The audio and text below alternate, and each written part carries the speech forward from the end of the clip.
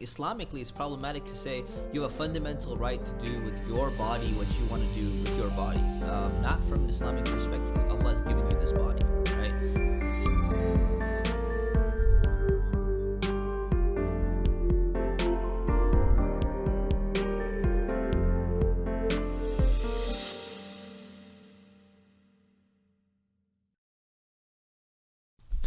Assalamu alaikum. Welcome back to part 2 of the Prophetic Mentality episode with Shaykh Mustafa. If you have not listened to part 1, you should. It was a banger. Part 2, right now we're going to be pivoting on the topic of abortion. We are 2-3 days post the Supreme Court. Roe v. Wade. Yeah, the Supreme Court overturning of Roe v. Wade. Generally Muslims, we really shouldn't be too involved in politics, but my personal opinion is that it's a win. It's a win for Muslims. It's a win for the babies. And there's been definitely a bifurcation within the Muslim community, I would say, amongst the scholarly class, based on what we were seeing come out on social media. So first off, Shaykh Mustafa, what's your hot take? What's the difference between a take and a hot take? Well, right now it's a hot topic. Hot topic. You haven't had time to process it. Like a year from now, you could have thought like that'd be like your take. This is like your hot take. Okay. So first of all, it's like if I thought about this 5 years ago, I'd be like, there's no way in the world, man, Roe v. Wade is going to be overturned. Like, I don't think anyone really thought 5-10 years ago that this was even a possibility. So this is first shocking news. Second of all, overturning it in and of itself, if you just look at the language, it's basically saying that the states have the decision to make their own rules. Yes. Which I think is fantastic, right? It's a massive win because Roe v. Wade specifically gave a national mandate across the board. This is what's the language of the Roe v. Wade? That it's a fundamental right. Abortion is a fundamental right. Oh, a woman's right to privacy or something. No. It was. I think it was abortion is a fundamental right or something like that. A woman or whatever it is.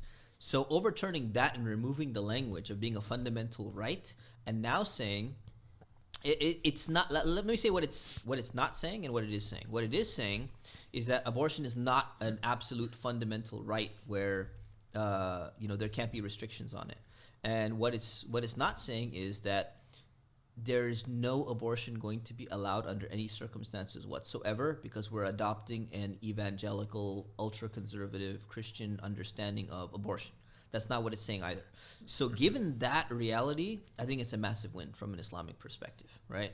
Overturning that basically shifts our understanding of morality, shifts our understanding of society, and what it does is it also removes this ultra-liberal conception of sexual ethics, and on the one hand, and on the second hand, is going to be saving the lives of so many fetuses that have had, from an Islamic perspective, the soul breathed into them. So they're living beings at that time. They're actual children. It's going to be saving their lives as well when they were being killed off unjustly.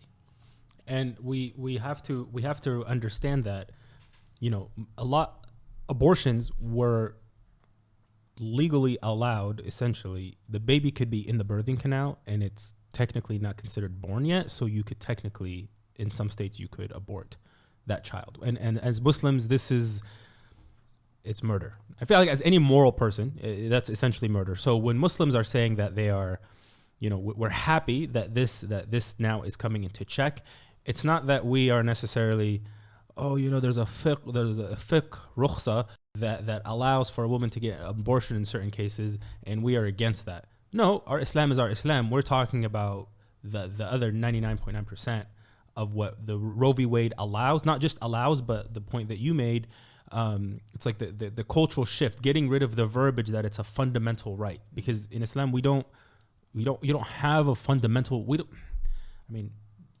Do we have fundamental rights? Is that a thing? Like that verbiage within itself, it's a little problematic, right? The verbiage itself is problematic. We have responsibilities, even because when I think the phraseology is when you have a right, that automatically puts on someone else the responsibility to do something. So which exists? in a sense, it exists in a sense, but we're talking about right over your own body. There so you go. If we put it in the context of you have a fundamental right, but then a doctor has the over responsibility your to perform your abortion. Do you see what I mean? Yeah, exactly. So that's what I'm saying. Islamically, it's problematic to say you have a fundamental right to do with your body what you want to do with your body. Not from an Islamic perspective, because Allah has given you this body, right? So you have a responsibility towards your body rather than you have a right to this from somebody else or a right to this. It's within certain confines. Yeah. Right? So if you look at it from the perspective of abortion, okay, this idea of I have a fundamental right to do with whatever is inside my body, whatever I want to do. Well, from an Islamic perspective, no. Because number one, you can't simply harm your own body for no reason if you wanted to. Islamically, you can't. You can say it's a free country, I can do whatever I want, but you can't.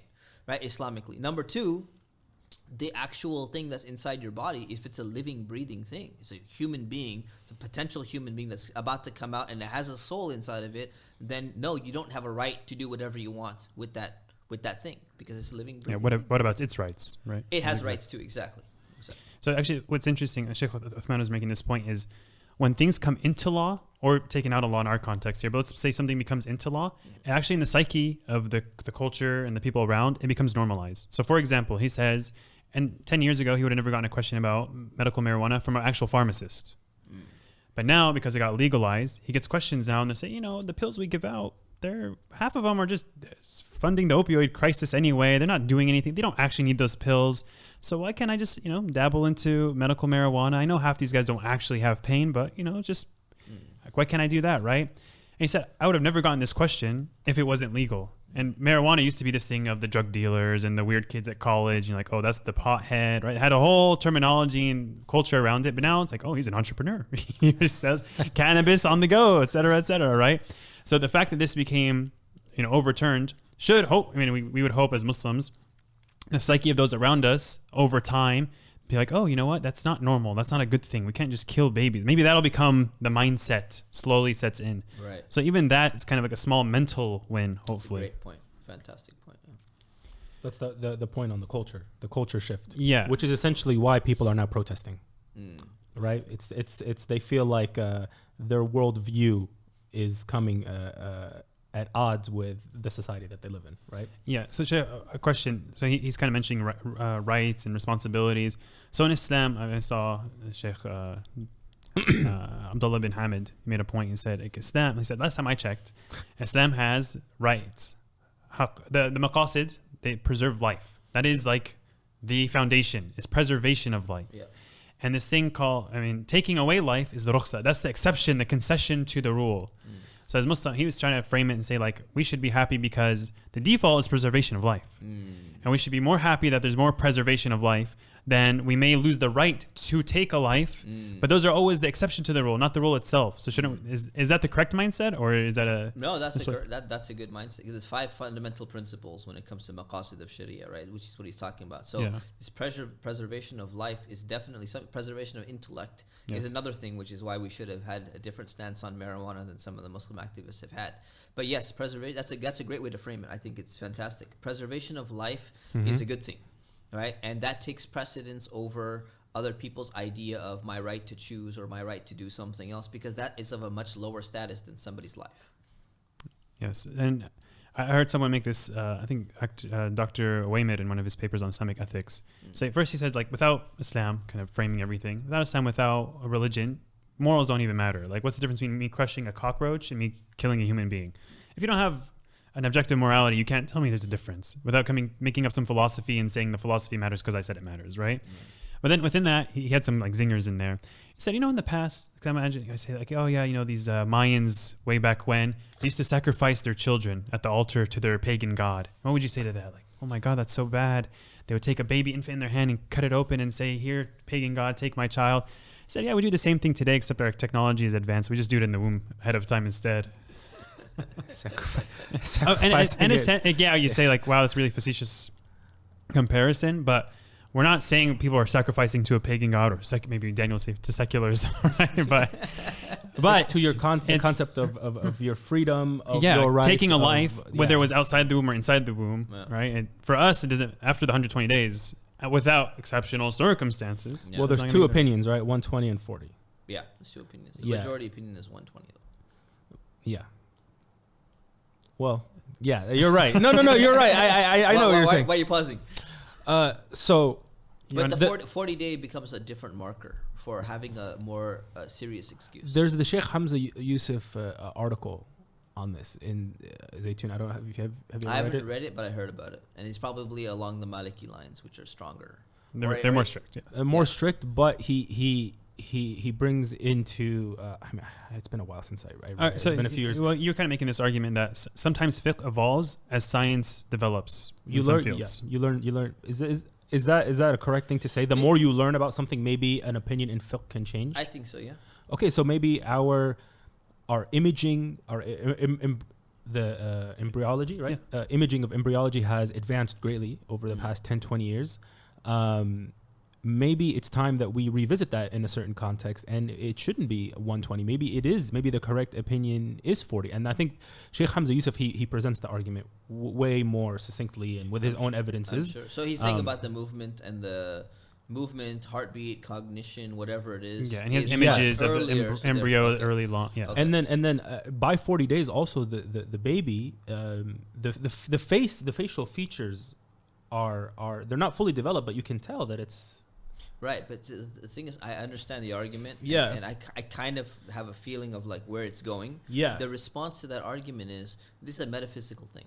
So when it comes to the soul being breathed in, this is not something, had we not had a text from the Prophet ﷺ, we don't have a verse on it, clear cut. We have a text on hadith. The hadith text is authentic. It's in Sahih al-Bukhari, and there's a few different texts.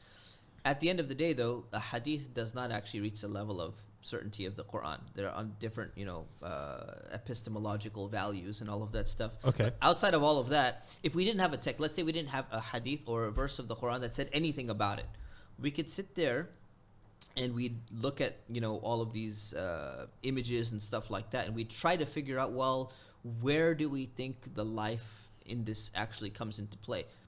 We'd probably not arrive at the number 40 or 120. It'd probably be somewhere completely different, because this is not something that can actually be shown. Like, we can't, it's very hard to make an argument based only on movement or development or this or that, because something where the ruh is going, we're talking about the soul being put into the thing. This is metaphysical.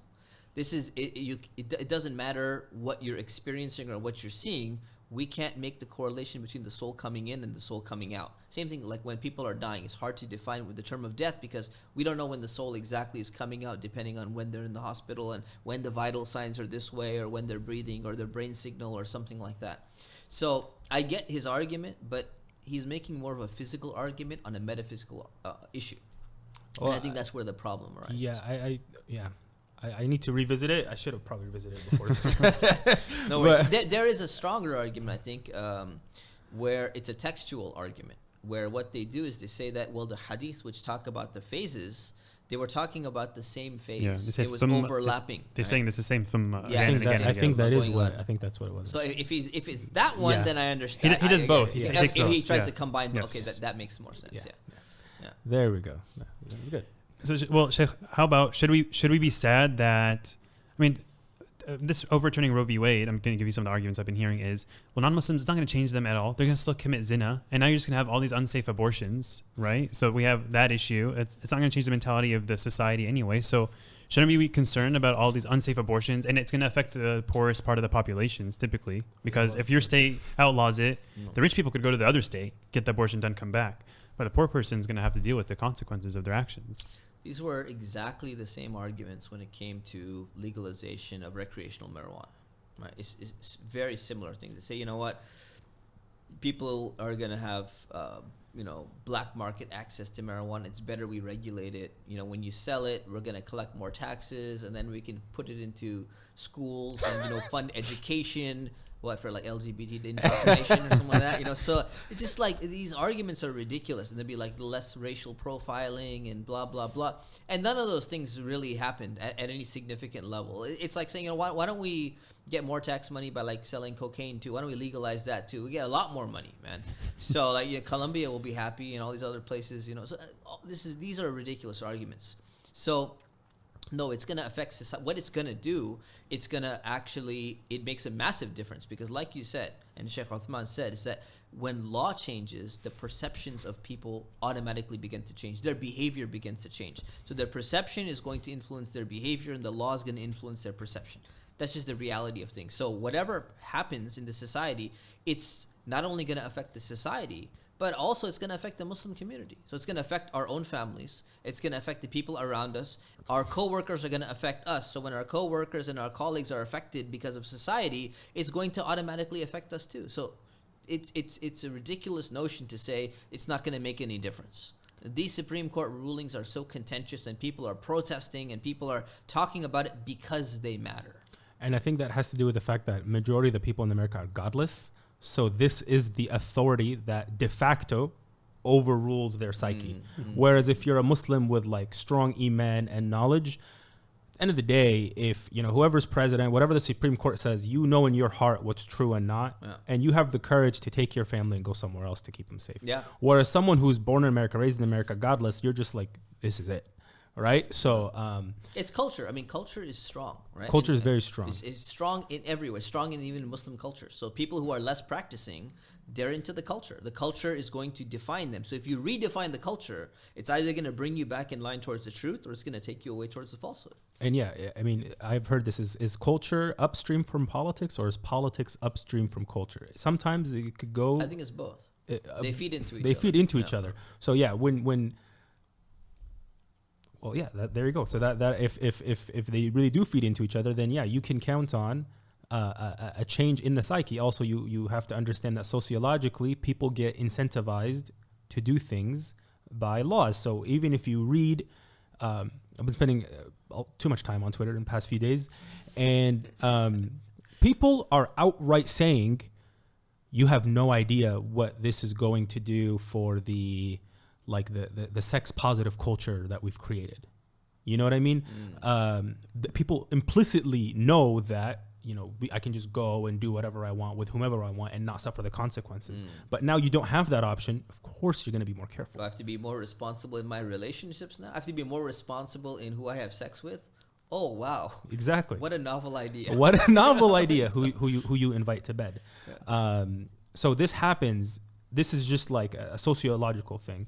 So that's another point. Well, people will say, we're a bunch of men talking about this, but who does this affect? This affects women. Women are the ones who are getting the abortion. They have to go through the trauma of carrying a child, aborting the child, emotional stress of all of this. And you know what? It's interesting. All you men shuyukh I've been hearing are pro this. Where are the women voices? I've heard the women shaykhs speak up. Why don't you invite them on the show? Why don't you invite that would be it's mentality. It's a man's podcast. But actually, no, we probably should actually have invited a female. But I mean, I don't think that. But I also think that's an interesting marriage and a baby. It's still, you can't. You're presuming a marriage, but yeah. Sorry. Okay. It takes two to tango. You don't just catch a pregnancy. Okay. In some cases, you may be a victim of rape or incest or something. That's that's the fringe case. But the context of the discussion has become like, pregnancy just happens to you. You just caught a pregnancy. Yeah, you wake up like, wow, this is crazy. I got pregnant. Like, that's not how it works. It takes two. So yes, for the men, the abortion thing affects the men as well, because guess what? You can't just go fraternize and do whatever the hell you want. There will be you'll be on child support now. Yeah, you gotta pay child support. So you gotta man up. This is not just a women thing. But I think, and you can correct me if I'm wrong. The fact people are asking for women voices, and Muslims asking this, but I was like, that's not like a Muslim question to ask. Where are the women voices on an Islamic topic or issue? Well, I mean, the Quran, I'm not going to say the Arabic just because I don't butcher it on case, but essentially the translation is, it's not for the believers when God and his messenger have declared something, for them to have a choice, al-khiyara, the choice, which is a nice use of that word here, in the matter. Yeah. And God is genderless or whatever, beyond that. The Prophet ﷺ and all prophets, by the majority opinion, are male. We don't care.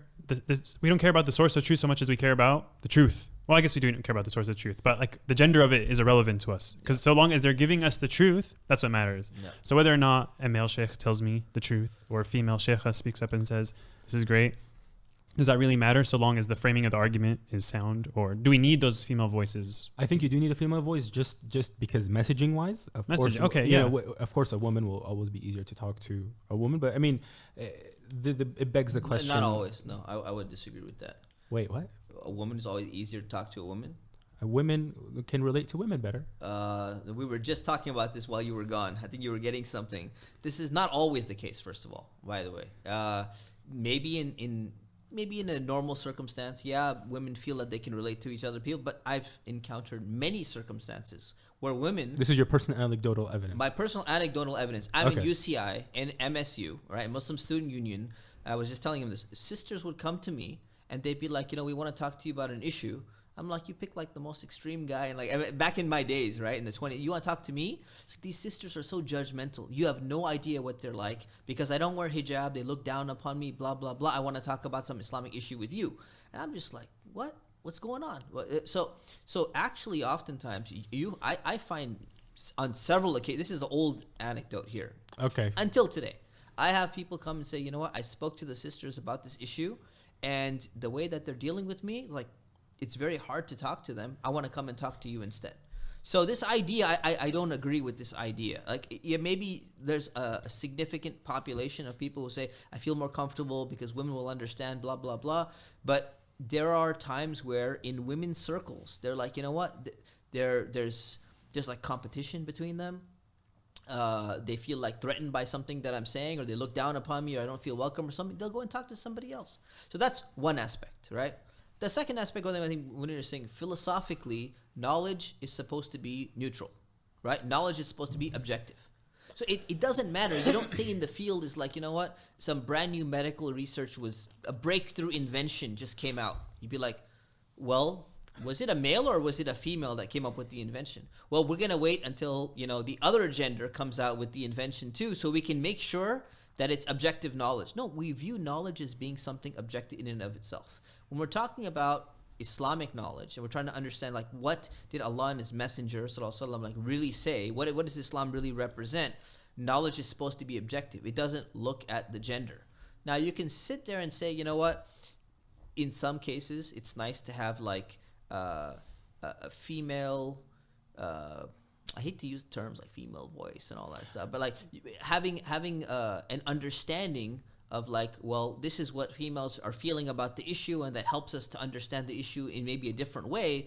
But it doesn't necessarily mean that like we can't come up with an understanding of this issue without a female explaining, her feelings or something along those lines. Well, I think that to add on to what you're saying, and maybe add a little bit more clarification. We just like the LGBTQ thing, we can summarize the Islamic position fairly simply. What's allowed and not allowed, what are the cases, and this is kind of the Maliki say this, all the Madhahib say that, done.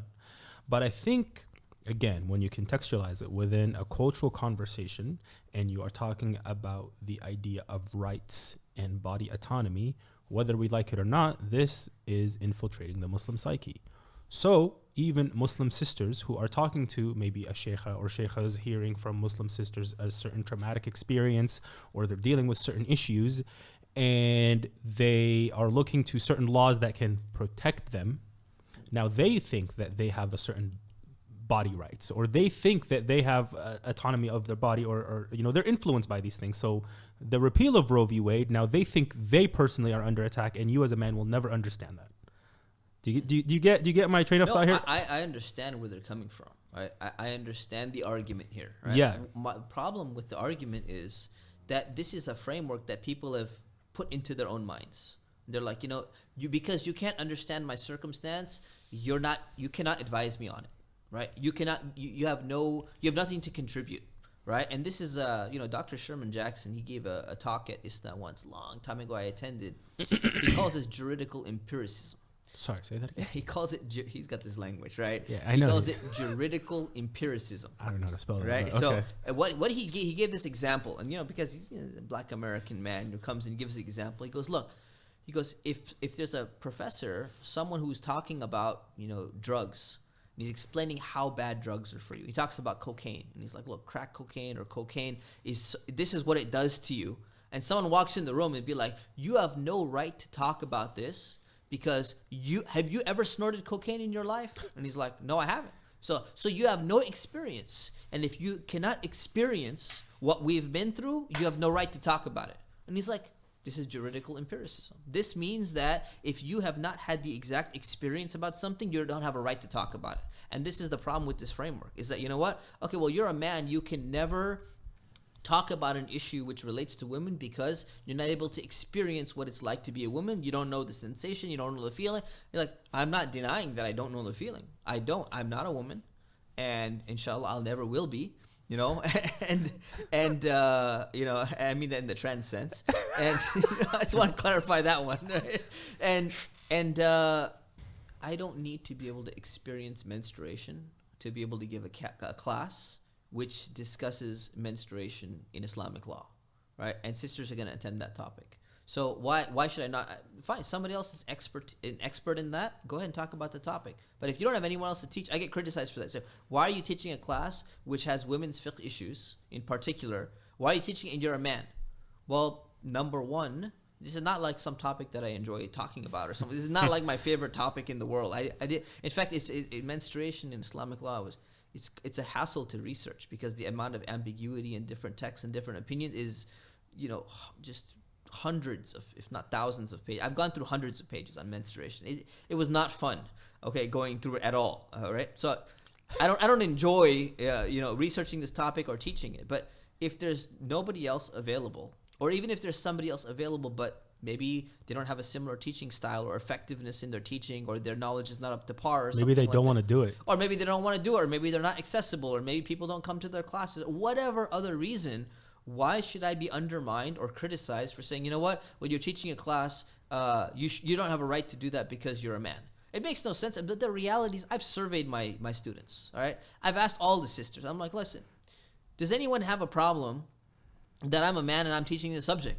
They're like, what are you talking about? Like, why would this matter? I said, you know, there's a growing body of women out there, and I'm hearing this, I'm seeing these voices on the internet, and I'm seeing other people talking about it, and they say you don't have a right to, you know, talk about these subjects or something. And they said exactly what I said. They said, this is stupid. These women are being ridiculous when they say something, and to sympathize with them, what they mean is you can't fully understand the procedure. Blah. Maybe someone who has exactly all the qualifications and availability like you, and they experience it, they can teach it on a different level, or, you know, maybe explain it in a different way.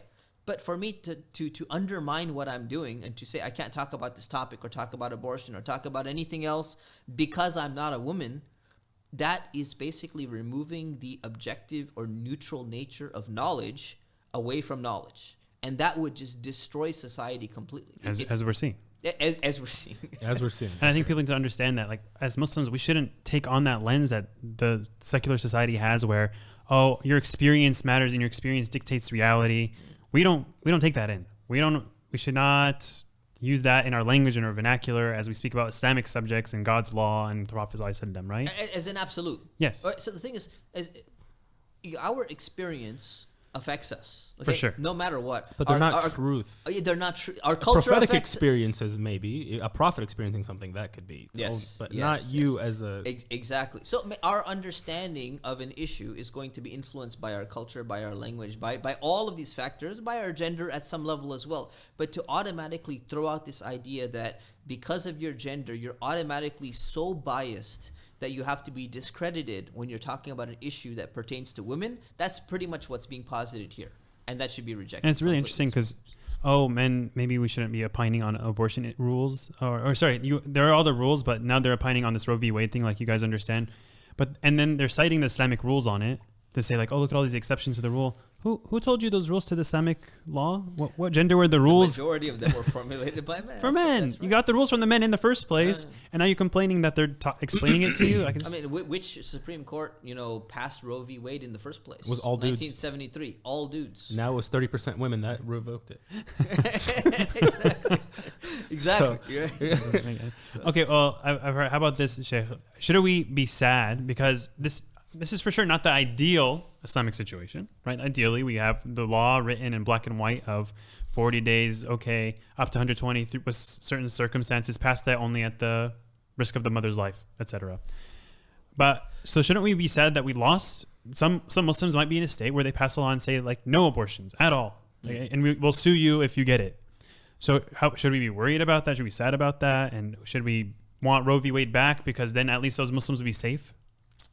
So bringing Roe v. Wade back in a circumstance, let's say that's legitimate, and they'd be like, oh, I need to have an abortion because there's some major genetic deformity, and I'm within my time frame, and my state's not allowing it, right? So, is there some problem with that? Say, yeah, there could be a problem with that on a circumstantial or case-by-case basis. Is the solution to bring Roe v. Wade back? No. The solution is to bring back something that is actually, from an Islamic perspective, the solution is to bring something that's in line with Islamic principles. Now, we're not going to get exactly that, but we want to bring something that's as close to that as possible. How close was Roe v. Wade to that? I would say it's much further from that than what we're at right now. The Mississippi law that triggered all this, it was up to 15 weeks that you could get an abortion. So they're limiting it up to 15. And Islamically, we get 17, 120 days, right? So actually, it's not that far. And then after 15 with extenuating circumstances. Like, that's pretty close. Pretty close, man. So the law that actually triggered all this was pretty darn close to our rules. But of course, there are exceptions. God knows what Texas and Arizona are going to do, right? So, but statistically speaking, the number of those Muslim cases, because we're concerned about Muslims, like, because we're talking about this from an Islamic framework. Obviously, non-Muslims were concerned, but really, this discussion is about Muslims. So the Muslim who's going to need an abortion in those past 120-day, or maybe at all, and if the state bans it altogether, is going to be so far less than the number of wanton abortions we're getting with Roe v. Wade past 120 days. Correct. I mean, it's just and if they need it, can they just not fly to another state and just get it done? Well, if they're poor, no. Not if you don't have enough money. That's the argument. Yeah, they're like, oh, this is. But then, I guess then you can say like, then it's even smaller slice. Now we're getting even. So when those circumstances come up, how affluent are they? So if they're affluent enough, they can actually go get it anyway. So now we're really talking about the group of Muslims who are married, have the circumstance come up, which is already like whatever 0.00%, and then they can't have enough money to go to the state. So they have to be in a state that doesn't allow it. Then they have to not have enough money to go to the next door state to actually get the procedure done. So you're really getting down to the weeds of who's really. I mean, and that's bad. If it happens, that's actually really bad. Yeah, and because we care about the Muslims, and when this happens, we don't have the full data here from the three of us right now to discuss it. But I think the main crux of the discussion is it's the cultural impact, right? That is what really Muslims should care about, because I don't think anywhere in any time in any Muslim history or any seerah book or any stories of the Sahaba or stories of the companions, anything that I've ever read where it's like abortion is something that's championed or something that's a human right or something that's something to be happy about, right? It's like, okay, you have to do it, okay, but it should be, the idea is it should be something that's at a minimum it's disliked. The exception to the rule. It's disliked, right? It's like divorce. Sometimes you have to get a divorce. But it's not something that like, woo, I got a divorce, I'm going to go party. I'm going to have a divorce party. You've never seen me single like this. Like, that's not what, that's not how we should be thinking about abortion. So that's one thing. It's a win on the cultural side. And now as Muslims, we actually have, I think we have a duty. I think especially our Muslim the socio-political woke activists, well, not the woke ones, but just the activists, we should probably rein them in and be like, hey, these are the Muslim positions. This is what we want to advocate for, right? Because now we can affect it at state level. Because now we can affect it, and our vote on the state level is much more persuasive, I could say, right? This is the problem, is that this is what Muslims ideally need to do.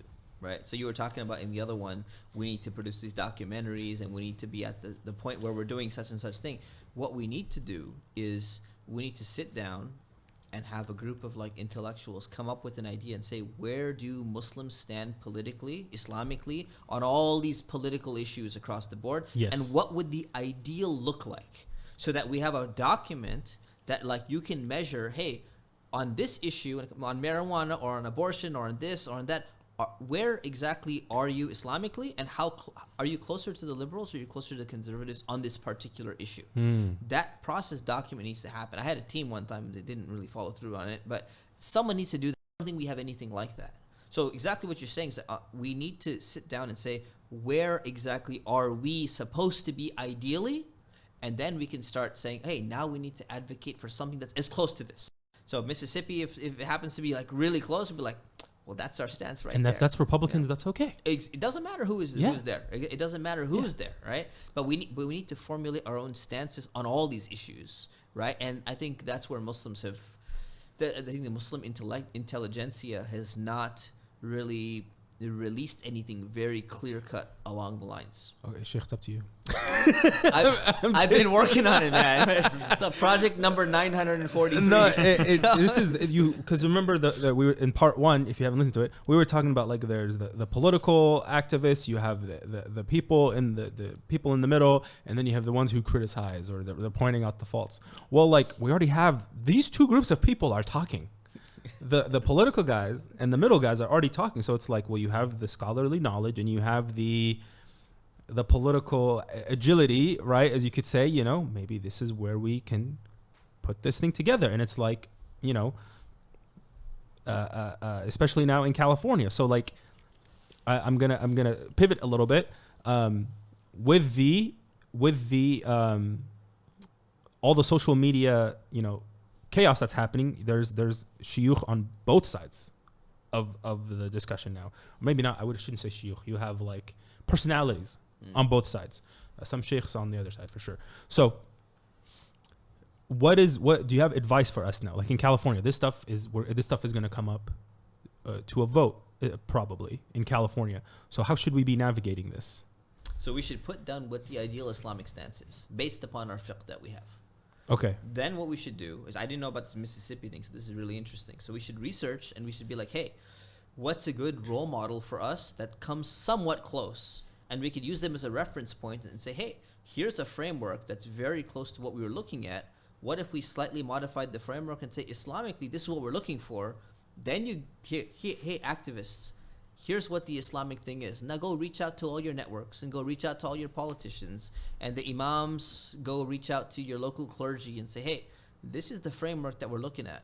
How close are you with us on this? Can we ally together on something like this? And then you start forming these coalitions and everything. So at least you're working towards something which is in line or at least close to the Islamic values. What's going to happen is you're going to end up with Muslims either jumping on the bandwagon of the ultra-conservative Christians and be like, you know what? From the point of fertilization, abortion is murder automatically, which is not our stance. Or you're going to have the liberals be like, woman, you know, has a right to do with her body whatever she wants, and then they're going to establish coalitions with there. So until we have a clear framework that's put in place. Now, the fiqh is pretty clear. People have been talking about it. But something, I think, taking that fiqh framework that we have and looking at an example that already exists in one of the states or an example that's coming up and say, here's one of the frameworks of the states that we would like to see. And we say, this is the official Islamic stance. And then we advocate for that. And just for the listeners, because we don't want to get too much into it, but Yaqeen Institute put out a solid infographic. Oh, okay. I didn't see that. Yeah. About when, at what point abortion's allowed, for what reason it's allowed. Like, you can't just abort a baby because you think it's an inconvenience or you think you're going to not have enough money to pay for the baby. Like, those aren't like really valid reasons, right? So there's I think it's actually created by Shaykh Umar Sulaiman. So they go through. He wrote the article. He wrote the article, and then the infographic is there. So that's like solid. Just go through that, and it's like five little graphs. You'll get it real quick. Nice. Yeah. But yeah. So it's good to have precedent. When it comes to law, having a precedent is very important. Because you could just point to it and say, we want a little bit of that. Exactly. So you just look at a state and you'd be like, look, that state is either has this coming up on the ballot or they already have this law in place. We want California to be that. And that's the best way to go about it. And you say, oh, up or down 1 or 2 weeks. Big deal. Few modifications we'd like to see. We're open to some negotiation on these points. But we'd like a framework along these lines. So we don't end up with this and we don't end up with that. Great. So it's interesting where I got that, where I learned the Mississippi law that was the precedent for this. I was reading a dissent article it was a group of religious folk. So they're saying, and I was reading the intro and they're talking about how like freedom of religion is important and how every religion has a different time of start of life. It's a metaphysical question that each of them answers differently.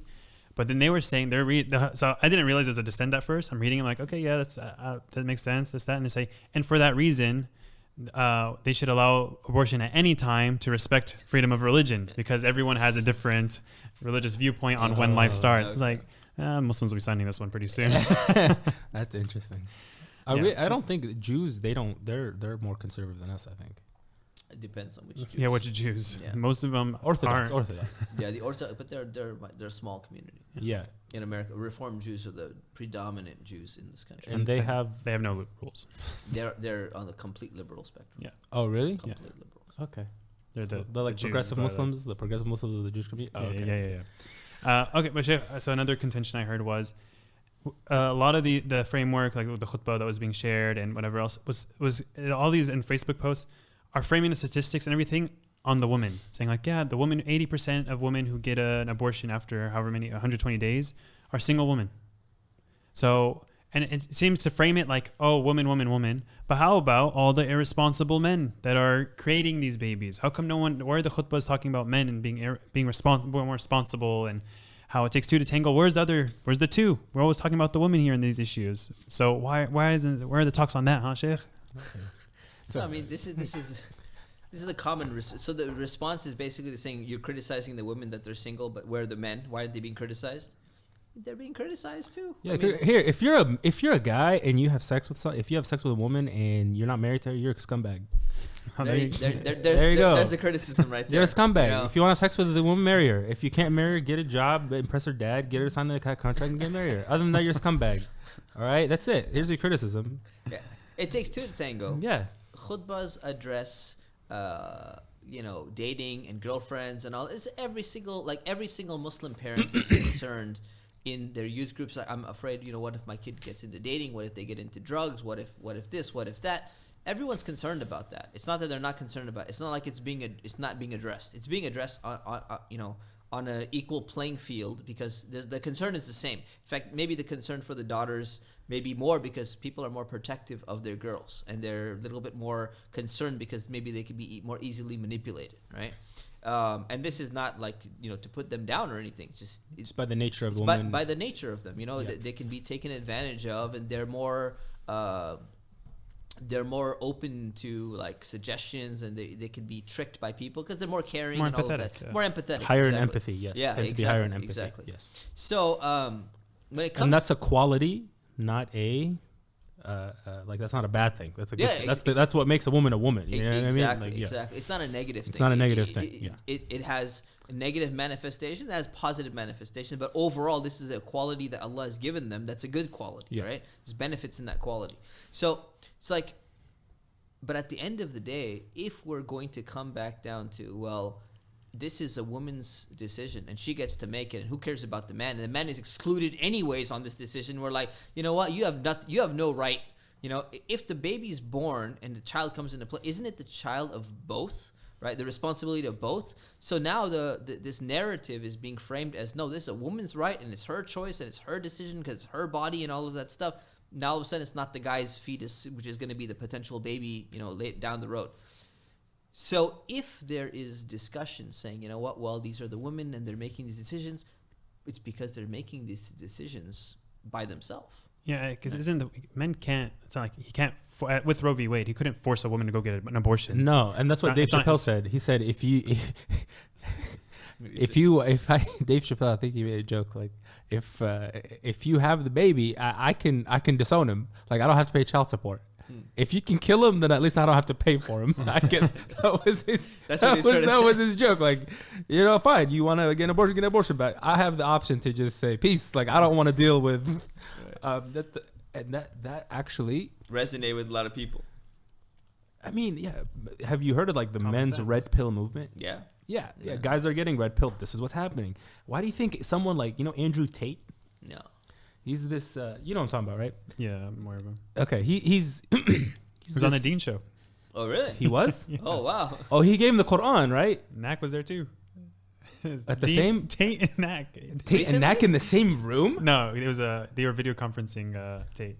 What? Anyway, go okay, he's just like this guy. He's like super bravado. He's women, gambler. You know, he smokes cigarettes. I think he owns some strip clubs. He owns strip clubs. He's a pimp. Is this the Eastern European guy? Yeah, he's like bald, right? You know what I'm talking about? He said something about Islam is going to be the future religion or yeah, whatever. Yeah. Oh yeah. I saw. If I had to back a religion, it'd be Islam. Yeah. I saw that clip. So he says so. He says some vulgar things, but Muslim guys are like, oh yeah, this is the guy, you know. But more guys are following this guy, but this guy, people have to understand. Someone like Andrew Tate doesn't just get popularity and pop up for no reason. This is a reaction to what's happening on this side. Right. So we don't want that guy. We don't want. He can convert and be a better person, sure, but we don't want that character influencing our community.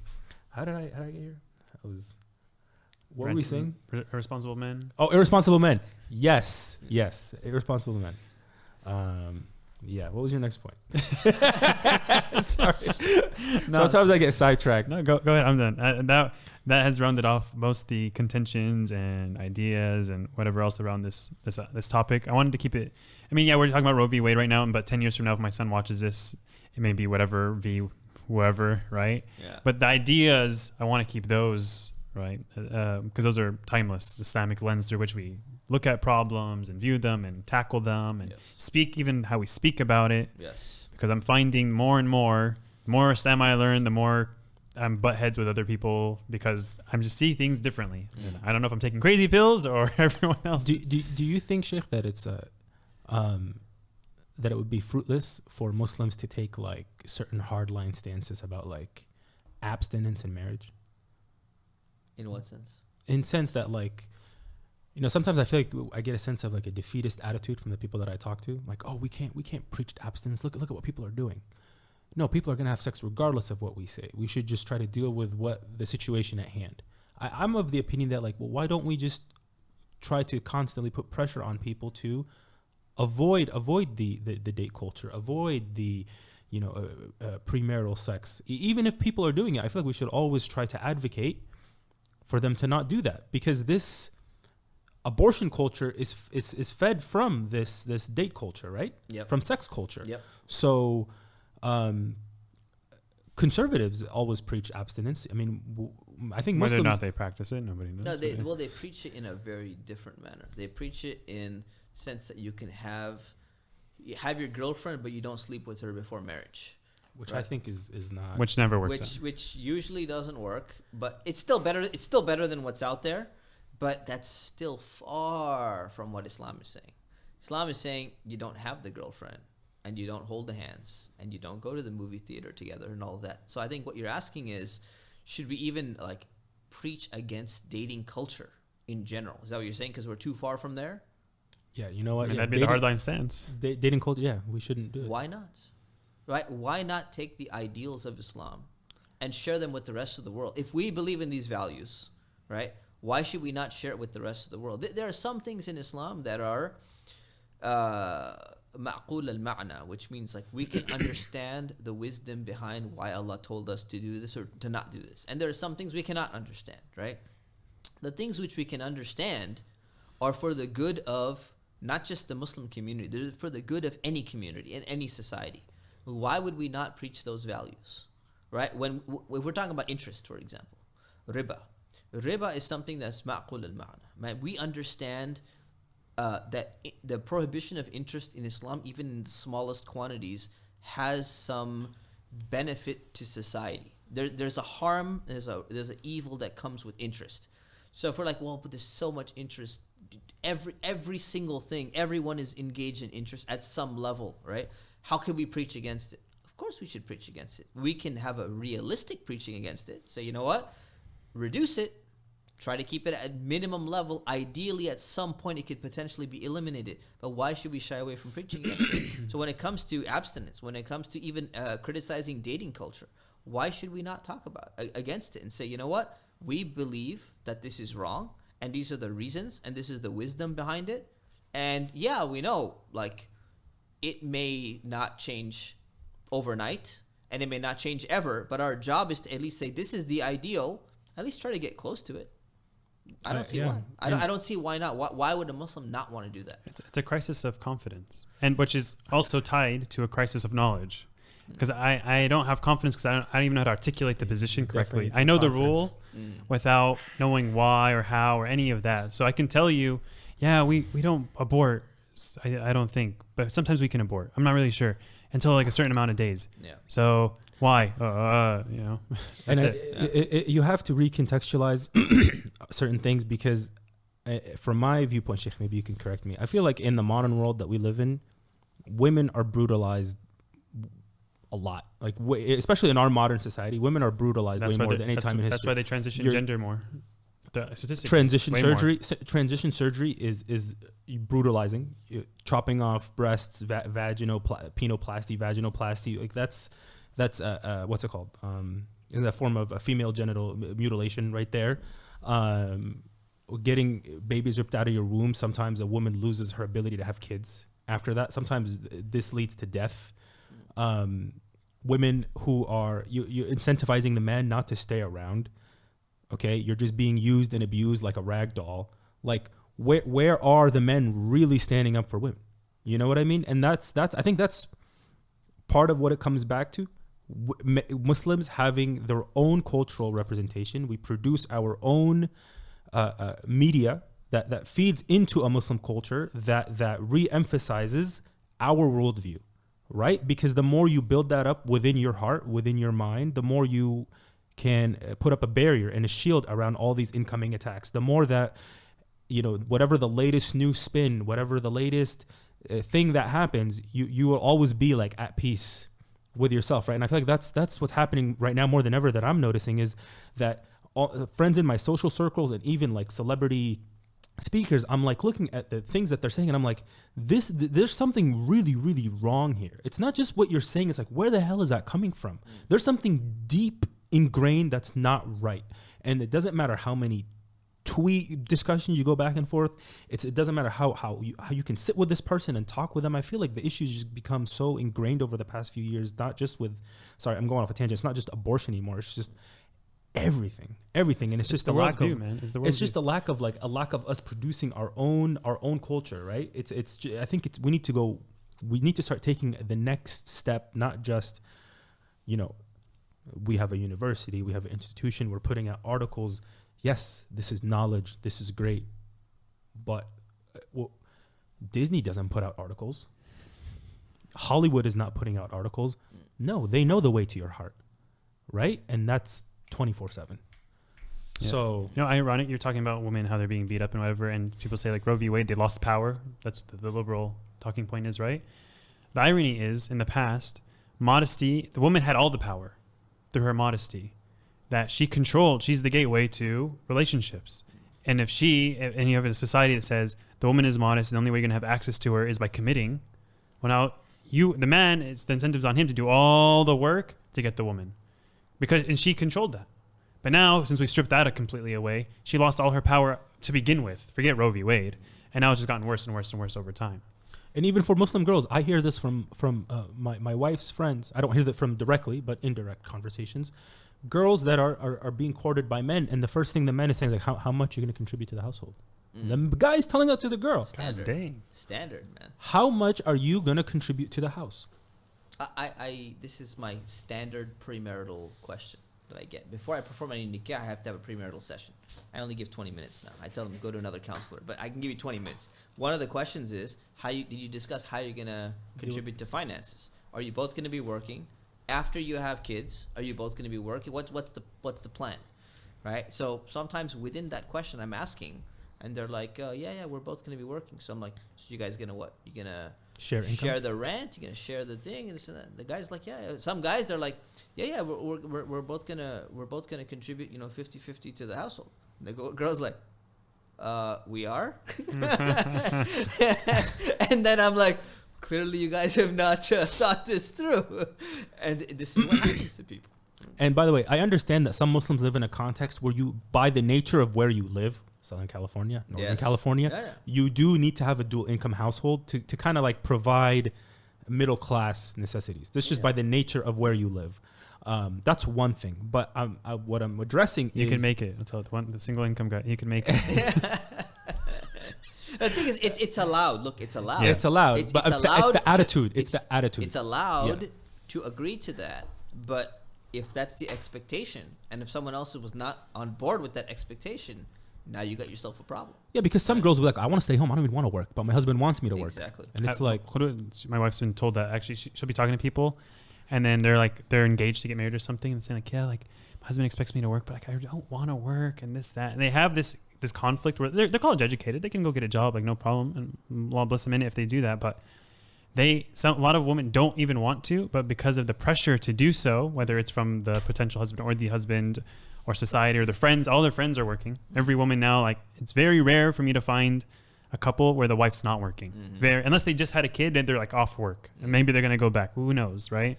But I mean, still like that's another pressure on top of that, right? So it's tough. And not only that, I mean, and then their friends, they're working and they're like, but I get to keep all my money.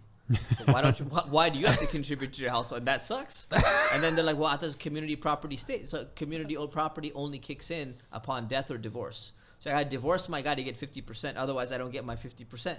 So this is a whole nother issue. You know, that's another discussion. I actually I was talking to one of my friends who was divorced, and he said he was working with you to develop some sort of like prenup thing. Yes. So what is that? Project 562? That's Project 562. So the problem is with this guy. So he told me he's going to sponsor the lawyer that we're going to hire to actually do that. So I'm waiting for that money. He goes like, you know, because he's still finalizing a settlement. Okay. Yeah, he's still finalizing a settlement. I'm waiting for his money to come in to pay for that lawyer who's going to actually develop this standard prenup, which will solve this problem, inshallah. Because it's expensive, man. Even develop. The thing is, you can make I got all the prenup templates and I got everything else out there. But if this is not vetted by a lawyer properly, that's going to take into consideration any modifications in the next 10, 20 years in the state of California to prenup law, then it's not solid. And if it's not solid, what's the point? What's the point, right? So yeah, he needs to come through with the money. So I'll send him a message. Shaykh Mustafa's waiting. Yeah, I'm waiting, man. You give me the money, we're gonna hire the lawyer, and then we're gonna handle it, man. Okay. But yeah, I think we got on this topic of like scumbag dudes. Scumbag dudes. Yeah, don't be the other side of the equation. Yeah, and worldview, right? There you go. I hope that clears the idea that we don't criticize men. No, there's a whole point of this podcast, by the way. It's to tell guys to be better and how to be a better guy, how to be a better man, son, husband, father. That's the whole idea. But yeah, I think we kind of Is this one summarize the?